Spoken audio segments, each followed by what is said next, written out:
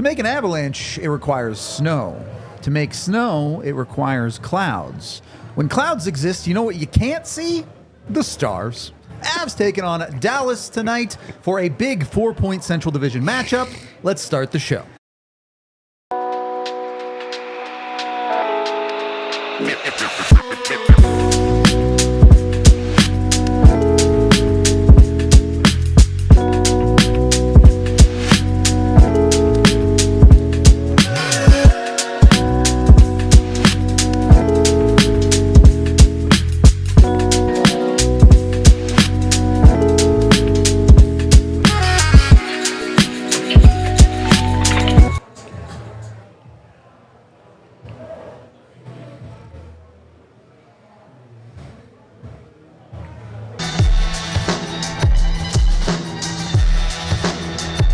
Inside the Toyota Lounge, high above the DNVR bar that is popping right now on Colfax and York. Everybody getting away from their families a little bit after Thanksgiving. Hi, everybody. It is the DNVR Avs pregame show presented by Coors Light. Glad to have you along for this one. I'm Gizmo. That's Rudo. Tiff's working the dials. Pleasure to have you along. Hopefully you had your fill and some family time yesterday for Thanksgiving. I had an enjoyable day. Tough not being with mom and dad and the family back in the hometown, but what an unbelievable time I got to have yesterday with some friends, and I hope you got to do the same thing. I did. The boys shoved off early, though. They didn't get much time with their family. They were on a 12:30 flight out of DIA to Dallas, which is where they are tonight. Big matchup, huge rivalry, only because of... And rivalries are weird. We talked about this over the summer, but this is not a proximity rivalry. This is just a got you in the playoffs a couple of times rivalry. So, yeah, I get it. I feel better about it being a rivalry if the Avs beat the Stars in the playoffs this year. I'll put it to you that way. Great. That'd be great. Listen, good hockey team right now, kind of firing on all cylinders. That injury bug keeps creeping back in a little bit, and let's kind of maybe start with that here in terms of game notes. So, Dr. Lacroix with the updates here. Poof. So poof is right. Yeah, I don't know. So the new additions to the list are old additions. Wood and Duran reappear. We'll see what happens there. I'm assuming that both of those are resulting in the previous injury. The Shillington... For Druin, it is for sure. I'm not sure about Wood. But. Sure, yeah. Wood, I would definitely say, was probably that hit along the boards when he hit the dashers. So, yeah. He battled through it, whatever. Colton is looking great. He's the latest update on him. He was skating. He's actually skating. So, Tiff, we could actually probably reduce that timeline next time. I think he's close. He's walking around without a boot. He looks really good. That guy healed like Superman fast. It's been, what, 4 or 5 weeks Maybe now? 4. Maybe 4. We'd have to go back and look. Yeah, I don't know. I can't remember the exact It ain't going to be 8, that's for sure. For sure, yeah. And I have no idea what happened to Shillington. I'm not positive. I don't know that anyone besides Jared Bednar knows what happened. I don't know what that's all about. So, hope he obviously heals up. I never want a guy to be injured, but obviously that means that DeHaan will draw back in. Yep. Figures back into the lineup, which is where he should be anyway, in my opinion. And it's Chris Wagner replacing Miles Wood. So. And then it's Chris Wagner replacing Miles Wood. Yep. So we got a lot to get through today, including our friend from DLLS and Mr. Craig Ludvig checking in. But let's talk about your stats, buddy. Yeah, I think these stats are pretty interesting. I've consistently done this with these graphics for a reason. We're talking about some of the top 5 teams in the NHL. Dallas maybe more like top 8. But the Avs' underlying numbers are just as good as Dallas's in most categories. It really shows that this team is probably better than what their record represents for most of the season. They have a better shots for percentage than Dallas by a smidge. Their expected goals for are almost identical. High danger chances, Dallas does do a little bit better job of high danger chances and a little bit better job capitalizing on them than the Avs, but the Avs are starting to course correct that part of their statistics. The one things the Avs haven't course corrected, and it shows in their PDO, their goaltending is still well below average. One of the worst in the NHL when it comes to 5v5 save percentage. I know that's not surprising, but I'm saying remember this, because 5 of your last 7 games you've gotten pretty decent goaltending, and that still hasn't even gotten you close to getting back into the goaltending category of even league average. So they still need a lot more out of their goaltenders for, if I'm being honest, the rest of the season. Your goaltending has to continue to get better. And then the last little thing here, Dallas, one of the softest teams in the NHL, which I know is weird to say. Nobody thinks of Dallas as that way. You got a picture of Jamie Benn, not a soft guy. But they only have one team in the NHL who hits less than them per game. Wow. So they really aren't playing very physically. Very unlike a Pete DeBoer, Steve Spott coached hockey team as well. It was not what I was expecting there. Yeah, so we had to throw it in there as a little bit of a surprise on that Dallas side. But you cannot sleep on this team. Dallas is a very, very good hockey team. I know I've talked about, I think they're a little bit overrated, and I think that's true, but that does not make them a bad team. That just makes them, I don't think they're really a top 5 team. Yeah, I agree. Happy birthday to A-Wolf, and I like that stat. Hopefully we can keep that going. I did not see that in the NHL research package today, but if that's the case, I'm happy about it. Digging deep for those stats. Yeah, you got to dig real deep for those stats. But we kind of already gave you guys an injury report, but just because 2 people have asked right now, go ahead and throw it up one more time real quick. Yep. We already went through it, so we'll leave it up there for just a couple of seconds and let you guys get a look at it. All right.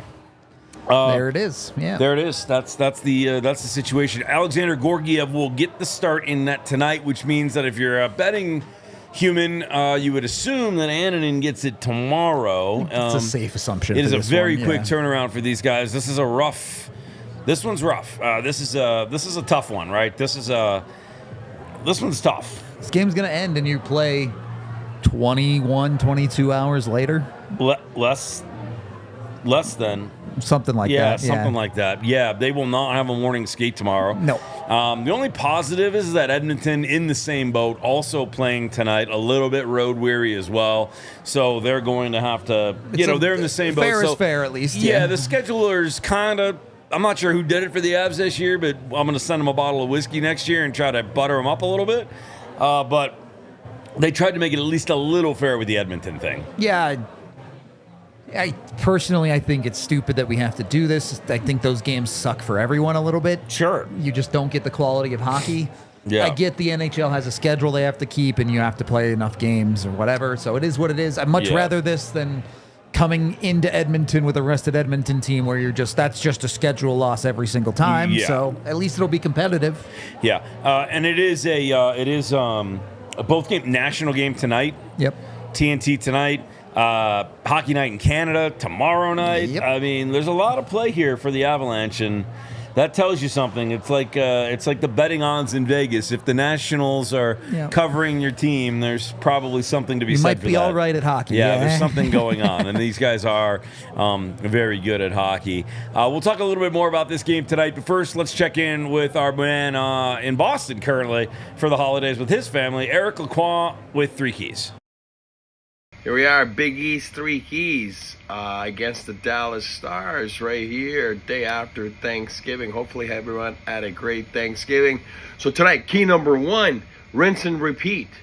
Rinse and repeat. Do exactly what you did against the Vegas Golden Knights last game right before Thanksgiving at home. A wonderful hockey game, 2-1 victory in the shootout there. Carry it over from that game. Have the great structure that you've had, not just against VGK, but the last 5, 6, 7 games have been very nice to see the structure defensively, the structure in the neutral zone, the structure in the offensive zone. So puck management is key tonight. Let's keep this up. It's been pretty to watch. Avalanche are rolling 7 out of 9. Let's keep this up.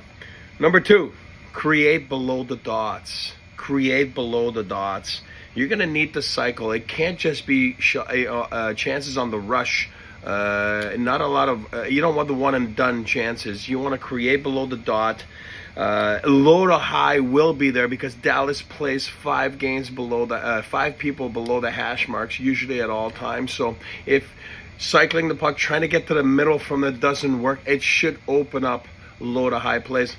Why not do that when you got the best player on the planet and Cale Makar up top? Always a nice option. Even I would figure that one out.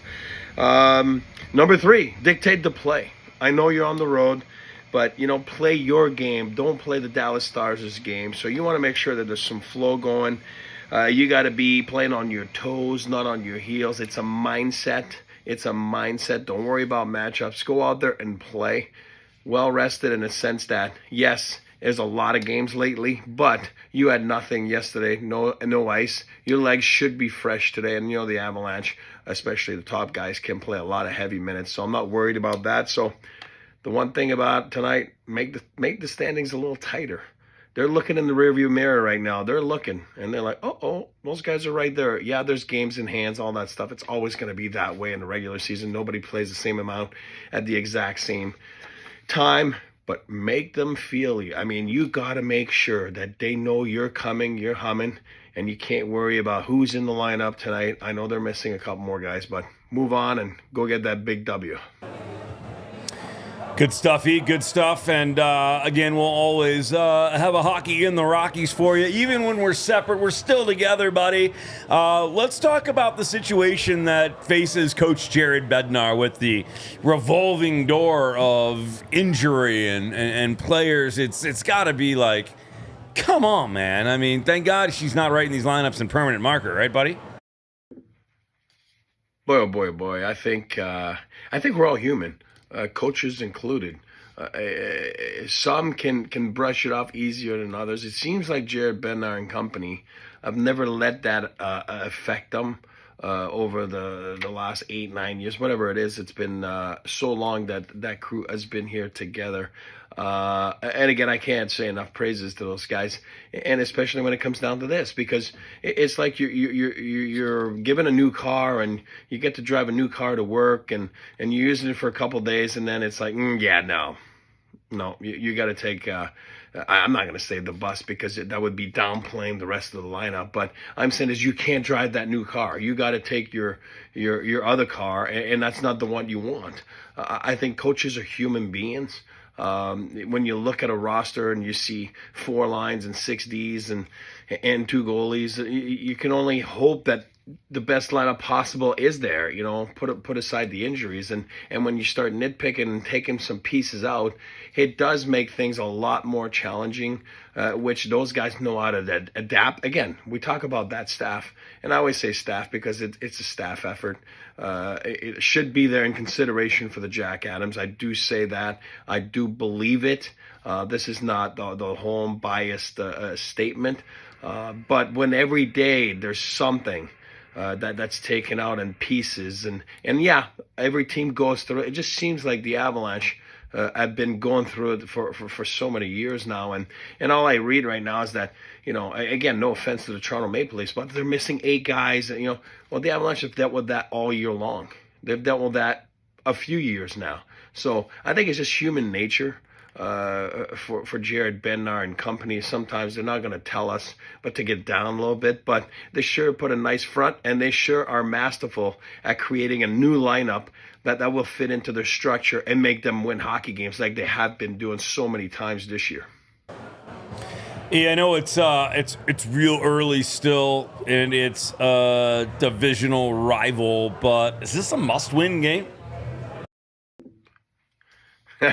My buddy Rudo knows, and we go at it all the time. And I don't look at standings. I hate standings. I try not to look at them until game 50, 60. I think I know where I'm at in the standings. That's not what I'm saying. I'm not being reckless.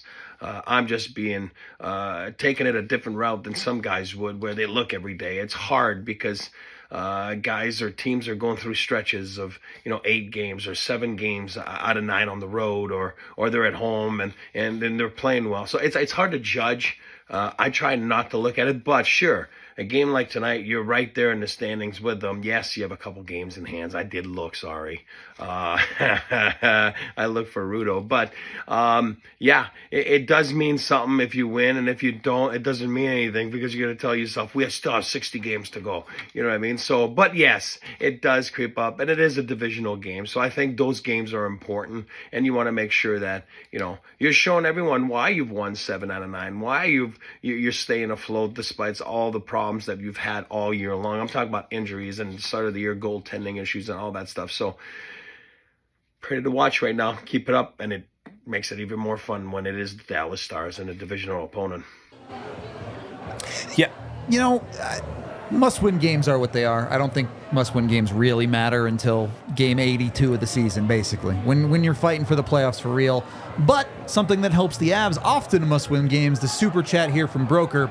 With Mikko Buzz going around and him wanting $14 million possibly, do we think the Avs can re-sign him? Any panic meter that we do not re-sign him? Hope you all had a great Thanksgiving. Cheers. No panic for me. I think the Avs will get it done. If a team is going to pay him $14 million, it's going to be a team like Chicago or a team like Columbus who's in the basement. So Nico's only going to get $14 million if he wants to go to not a winning team. Correct. The Avs are a winning team. The second part of this is the Avs can give him an 8th year. No other team can do that. $12.5 million for an extra year pretty much makes up all of the money he would be making if he got $14 million somewhere else. Correct. So I fully expect the Avs to get it done at a number that starts with 12. You're so good at math. I am not. Smart guy. Of course, our vast All-City network has many reaches, many arms, and many unreal professionals like Eric Lacroix and our boy Rudo. He had a chance to check in with Craig Ludvig from DLLS on the matchup tonight. Let's hear that. We are joined by our sister site, DLLS. Craig Ludvig, thank you for coming on the show with us. Hope you had a good Thanksgiving, and hope you're enjoying some Dallas Stars hockey right now. Well, maybe not. We're enjoying the weather, a little chillier here, but I wouldn't say that we're enjoying the Dallas Stars hockey. Your club there is on a little bit of a better run than Dallas is. We're a little hit and miss right now. Have been a little hit and miss lately, but still, you have to be pretty happy with the way they started the season. And then on the other hand, you're somehow third in the Central Division with where you stand currently. Yeah, you know, even really, to be honest with you, the games that were won early for me had a lot to do with Jake Ottinger. You know, Sure. I think that the way the players felt is they were just going to kind of start the season where they left off last year as far as being able to run with 3 lines that were jumping over the boards and scoring goals, and it hasn't turned out that way. And I think they've been trying to find themselves from a year ago. As a matter of fact, DeBoer had said yesterday or today that they're looking to get their foundation back. Now, I don't know what the foundation actually is, but they're looking to get it back. So I'll let you guys know when I find out what that actually is. Well, your leading scorer used to be a piece of the foundation of the Avalanche in Matt Duchene. He seems to have really found himself in Dallas on another level. What is it that works for him with the Stars? You know, honestly, I mean, Matt's having a great year by himself, but it's the makeup of that line. You know, they got Marchment and Sagan there, and Marchment does a lot of the grunt work along the walls, and he's got, you know, he uses his body. Tyler Sagan's been playing well also. So what they've done is they're able to. It's almost like they're hooked up together. You know, they're making these little plays, and I think from game to game they've been getting a little fancier, and so those high risk plays are paying off for them. So where Dallas was 3 lines deep and they could throw out any one of those lines, and last year was probably the Hintz, Robertson, and Joe Pavelski thing. We have a little bell here as many times as we mentioned Pavelski's name all year long. Those 2 guys have missed Joe. And but Duchene has been I don't want to say a revelation. I've always liked his game, but last year he came in again this year, you know, doing one of those 1-year deals at a time. It seems like he's happy doing that kind of stuff. So if it wasn't for them, Dallas probably may not that line, I should say, but he's kind of the key figure on that line. I don't know if they'd be sitting in third spot right now. He's certainly been on a tear this year. Knowing the Avs, he's just about guaranteed a point in tonight's game. So put some money on Matt Duchene for tonight's game. The other conversation, since you mentioned Joe Pavelski, I've heard you guys talk about it a few times this year, replacing his production. Who is that really falling on? Is it Stankoven? Is it Johnston? Who's filling that role? I think what they want it to be is they want it to be Wyatt Johnston. And it does look like he's getting more comfortable over there. And for me, the reason that Hintz wasn't the driver of the line, which he is and should be, because he wasn't getting the plays that allowed him to keep his speed through the neutral zone. And whoever was going to play on the right side over there, for whatever reason, Rupe would have to slow up sometimes, and he'd have to zig and instead of going straight lines. And I think of the last couple games, 2-3 games, Wyatt has been a nice fit. And I think they're kind of getting on the same page as far as playing with each other. And what that does is, ultimately when Rupe can get that puck going through the neutral zone at top speed, he backs off the defenseman on the other side. Now, a guy like Makar doesn't have to back up against him because he can play him heads up. So it'll be an interesting battle if they're on that same page. And we'll see what happens here as far as matchups go. But I think when Rupe does that, and Wyatt kind of leads with that outlet pass in the neutral zone, and then it allows Jason Robertson, who doesn't have the foot speed of those other two guys, but he's got some open ice to come in from behind. So they're starting to work a little bit better, so we'll see how long that can last. How is the thought on Robo this year? From the outside looking in, the expectation for me was he was supposed to be the Stars' top scorer. He was supposed to be the guy that ascended, but that hasn't really been the case this year. Well, I don't think it's a secret, and I'll just be blunt. I think it's been disappointing. I mean, again, he had a foot surgery. I think there was a cyst or something like that he had removed from his foot. He didn't do anything during training camp, and so he kind of got a late start as far as that goes. But, that being put that aside for me, it was more about the battle, about wanting to get to the hard areas of the ice. He'd go into puck confrontations with somebody, and he would never really come out on the winning side. So I think he went 8 or 9 games without a goal, and so eventually he got that goal a couple nights ago. That I think that lifted him up a little bit better. But again, I don't think anybody's going to accuse him of being a guy that goes into the corners and comes out with a puck all the time. I mean, he's a shooter and he's a goal scorer. So, and he needs a little bit of that open ice. So, which is where Rupe opens up that ice. But somebody had to get the puck to Rupe on the fly, which hopefully is Wyatt. And so we'll see, if it comes about. Now he's had a goal, but then the other night he kind of slipped back to where he wasn't really noticeable. But then again, against Chicago, there was nobody noticeable in that game, but only for the bathroom. So, if this team wants to be successful, they need to get, those 2 lines going. Last year there was 3 lines. I'm not sure that they're going to have 3 of those productive lines this year. I think they're going to have to rely on 2 as long as those 3 guys can, continue to mesh together.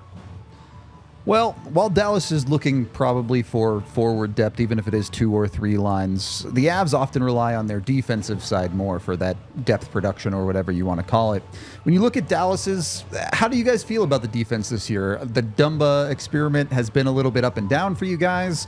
I personally expected a little bit more production out of someone like Miro Heiskanen so far in the season. Has it been solid, even if the production isn't necessarily there?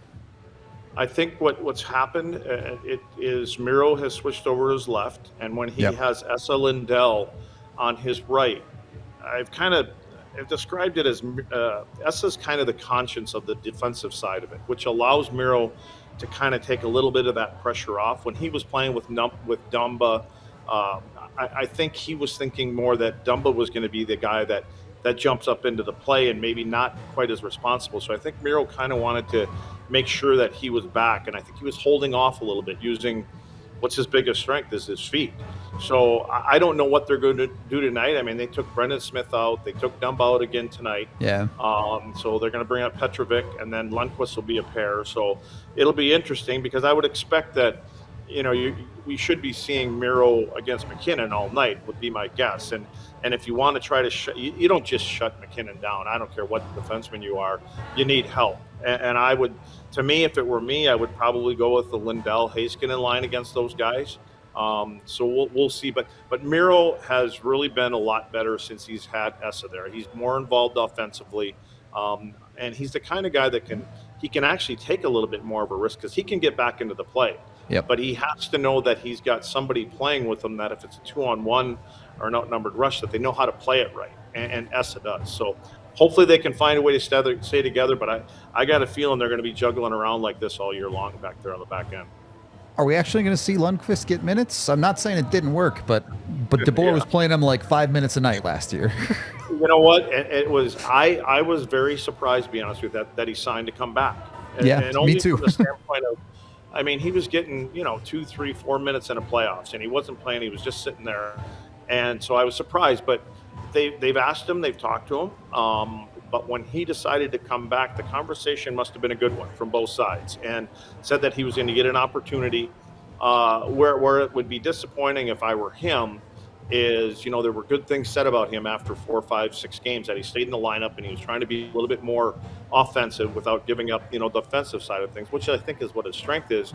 But then all of a sudden he gets pulled out of a game and he sat out for a couple games. And then he had a little bit of an injury, bumped into the boards and dealing with a foot thing. So this is going to be the first time he's going to be back.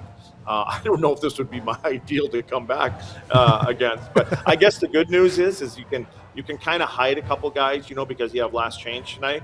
If it were the other way around, I would imagine that he'd probably get a heavy dose of the McKinnon line tonight. But I guess if he's not getting McKinnon, he may get Val. Are they putting those 3 guys together, or is Val done on the second line tonight?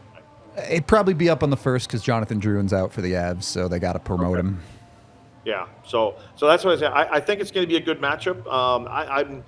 It'll be interesting to see how Pete wants to handle the guys up front. But for me, for sure, it would be Miro and Essa on the ice all the time when McKinnon line is out there. That matchup unfortunately makes sense to me, but we'll see who comes out on top of that one. Any final thoughts or keys to the game for Dallas to get this one? They got to get their power play going. They've kind of been trying to get that. There's a lot of heat being taken by the guy that runs it, Steve Spott, and runs a power play, which isn't fair. But they've got to find a way to get into the zone. They want to kind of get in with control. I think teams have figured that out, and so they end up spending a lot of time with the power play chasing back and getting their puck. But I just think that again, Gorgiev, I'm assuming, is going to be the goaltender tonight. So. Yep. They got to get to him. Other teams have gotten to him. So I think this might be an opportunity for Dallas. I think that Ottinger, in my opinion, I think Ottinger, if he has an Ottinger kind of game, Ottinger should be able to outplay Gorgiev. And then it comes down to a special teams kind of play. We'll see if they can keep McKinnon's line off the board 5-on-5. The Avs have given up the first goal of the game the last 8 of their last 10, I should say. So, yeah, you guys should have a good chance of getting on the board first and getting a play from ahead against this team. You can find Ludvig and the rest of the DLS crew at DLS Sports and DLS Stars on Twitter. Luddy, if you want to shout out your personal socials, go for it. Hey, what's our personal socials? I don't have any. I don't know what the hell I'm doing here. They just do things with me and they put them out there themselves. There you go. DLS Sports then. But listen, I got a, what's my Twitter thing? Pass? Oh, Jesus. I don't know what it is. Just send it to these guys. There you go. DLS Sports. Not my department. That's it. Do it then. Send it there. That's perfect. Luddy, thank you for coming on. We appreciate you. Good luck in the game tonight. And hopefully our post game is better than yours. Yeah. Thank you. I enjoy it. Luddy's a great dude. He's awesome. Oh, he's fantastic. No, man, listen, we love it. Hey, this game probably not going to start on time. FYI, for those of you watching, there's 5 left to go in the Pittsburgh-Boston game, so we're going to have to keep an eye on that for National sure. TV curse. Yeah, well, it's probably going to happen again. Tomorrow. Yep. Little bit of jostling in the lineup. Yep. But before we talk about that, let's talk about our Black Friday specials. Yes, the Black Friday specials for sure. Look, there are a ton of deals, but right now, Avs 2022 championship shirt at ALLCITYNetworkStore.com, $9. $9 for the All City Network shirt. Tiff, put up the code for our Black Friday stuff. I know we have cooler guests than you, chat, but you can still get our Black Friday deals. So make sure you go get up to 75% off and 30% off the entire store. Again, store.allcitynetwork.com. They also have other stuff if you want Nuggets or our All City line or our DNVR lineup. You can see it our other cities too. I saw a Dallas fan in chat. The DLS has got deals too, so go check them out. Yeah, you get those. We all put some funny videos out yesterday too. If you guys haven't seen those, go check those out as well. Put them up on Twitter, kind of promoting our Black Friday deals. Go get a look at those. Tiff, why don't we take a look at the bets for our boy Rudo and what do we got tonight? Thanks to our friends at Bet365. With Bet365, it's never ordinary, buddy. Yep, the pregame picks I feel good about. You get plus money on the Avs to win straight up. Okay. I think the Avs are going to put a lot of shots on net. I think they're going to test Ottinger. I think Ottinger's a good goalie, so I took him for over 30 saves at plus 190. And then their super boosted bet, Nathan McKinnon remembered how to shoot the other night, so 3 shots on goal for him and 3 shots on goal for Kale gives you a plus 200. I took that. I took that one. Feels like a good bet, man. I finally won, by the way, yesterday. Buddy, we're back. The count is back up, baby. We're back. We're still playing with house money. We're happy. We came in hot. Took some hockey bets tonight. Are we cool to go over a little bit? You want to look at lines? Yep, let's do it. Yeah, we'll go over just a smidge here. Those, wait, my bad. I jumped ahead. You do have to be 21 or older, physically located in Colorado. And if you are someone you know has a cup gambling problem even, call 1-800-GAMBLER today. Thank you to Bet365. The other bet I did take as well, just to put it out there, I took Scheifele to score, Draisaitl to score, and Rantanen to score as well. You throw 10 on that, you can win $190. That's good winnings. All That's right. good winnings right there. Let's take a look at the lineup tonight. Some changes, again, as things continue to adjust. Yeah, Kovalenko kind of getting the jump up to that second line to start instead of Ivan. They're throwing back at center, which is fine. I think the Avs are starting to realize Parker Kelly can't function as a 3C. He's definitely more of a fourth-line guy. With Kovalenko, you can see the skill in his game. It hasn't quite connected at times. He hasn't finished super well, but you can see how it could work on a second line with him. So given the no Druin, given Miles Wood being out, the Avs do have to get a little bit creative. It's not as bad as it was earlier in the season. You still have most of your top six with Nichushkin back, so you feel pretty okay. But you would like to see Kovalenko step up a little bit with those second line guys. All right, shout out to Tiff for being so quick on that and getting that thing squared away for us. You've got our bets. You've got about 4 minutes left in this Pittsburgh-Boston game. We will be, well, not we, meaning we. They will be on TNT. We will. If TNT wants us to come on, bro. Edzo, come on, brother. We were partners in Chicago for 3 years. Might as well get the band back together again, baby. Give us a call in. I actually don't think Edzo's calling the game tonight. Edzo's in Boston. I'm not sure who's calling the game tonight. It's usually Kenny and somebody for the West Coast games, but we'll find out. Yeah. Well, it'll be a surprise to all of us. That'll do it for us. The watch-along link is up. Make sure you join us there. Again, this game probably not starting for another 10 minutes or so, I would say. The boys are on the ice, though, so it will be very soon. And when that puck drops, we will be back with you. Thanks for hanging out on the pregame show with us. Make sure you're checking out those Black Friday deals. We got a little time to click around on the old internet. Go ahead and do that. And then watch-alongs are back today also. We're back on them. Back with a watch-along today. We'll have that for you. We're going to refresh our beverages because it is the day after Thanksgiving and a nice long weekend. Watch-along link in the chat. We will see you in about 10-15 minutes. We all silly like the mayor.